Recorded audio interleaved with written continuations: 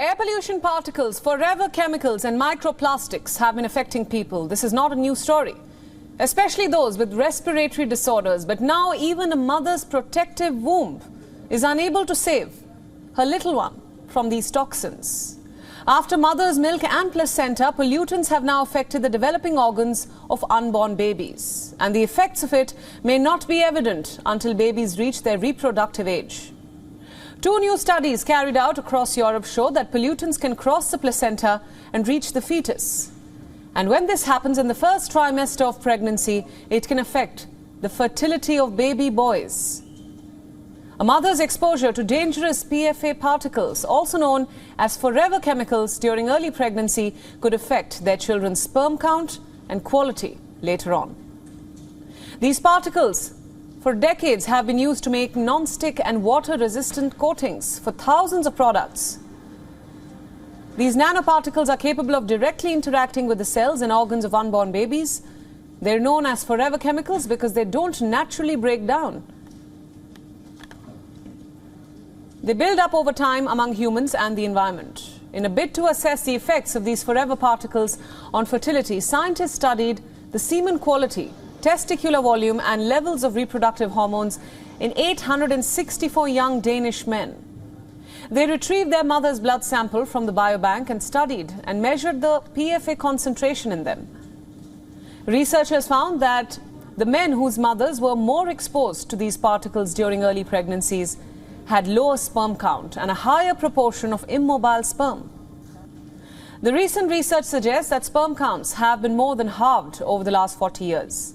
Low sperm count, poor quality and immotility are responsible for infertility among men, which is now a growing concern for couples around the world.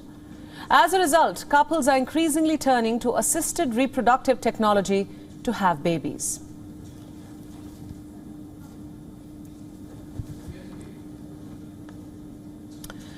And for more on the story, we are now being joined by Professor Paul Fowler, who is the chair in Transnational Medical Sciences at the University of Aberdeen. Professor, welcome to the broadcast.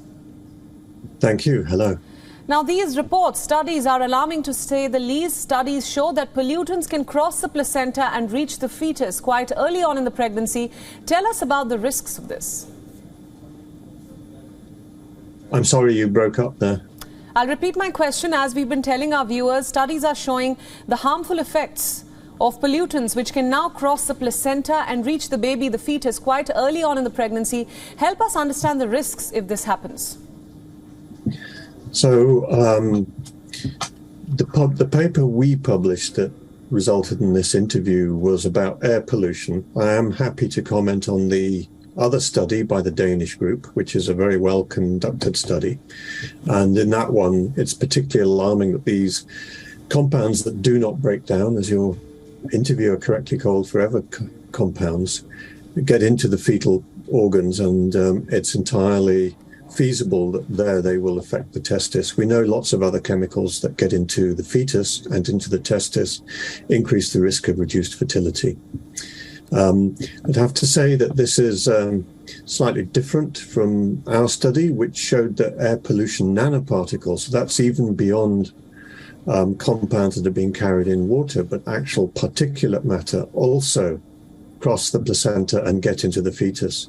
So that even in a country like Scotland with very low air pollution by and large, pretty good air quality, when a baby is born, it already has air pollution particles in its lungs before it takes its first breath. Right, absolutely. I think just talking about the human interest in all of this, what can mothers do? There's so much talk when a woman conceives, what to do, what not to do. A study like this is alarming. What can mothers do to make the womb more protective? They used to say that, a mother's womb is the most protective place for the fetus. That doesn't seem to be the case anymore. I think that is correct, that the placenta is not nearly as 100% a gatekeeper as we would wish it was. And one of the problems with both the forever chemicals and the air pollution particles is, of course, they're all around us. And particularly air pollution, for instance, does not sit at a country's border waiting to have its passport stamped. Pollution of all types crosses national barriers. because they're ubiquitous, it's very difficult for a woman to take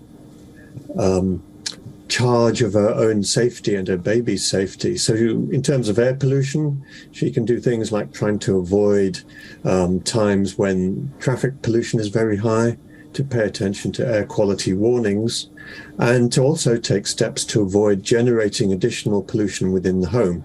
And this is particularly where people are cooking or heating the house with systems that are older and less effective, that don't completely burn whatever fuel they use, thus generating more air pollution. In terms of the PFAS and PFOS, the forever chemicals, even if the woman was to stop using any product that has a non-stick coating. So, for instance, I cook my own omelettes on cast iron pan. I won't use one that has non-stick coating. Even that will only partially protect her because, of course, it's in the water and is ubiquitous.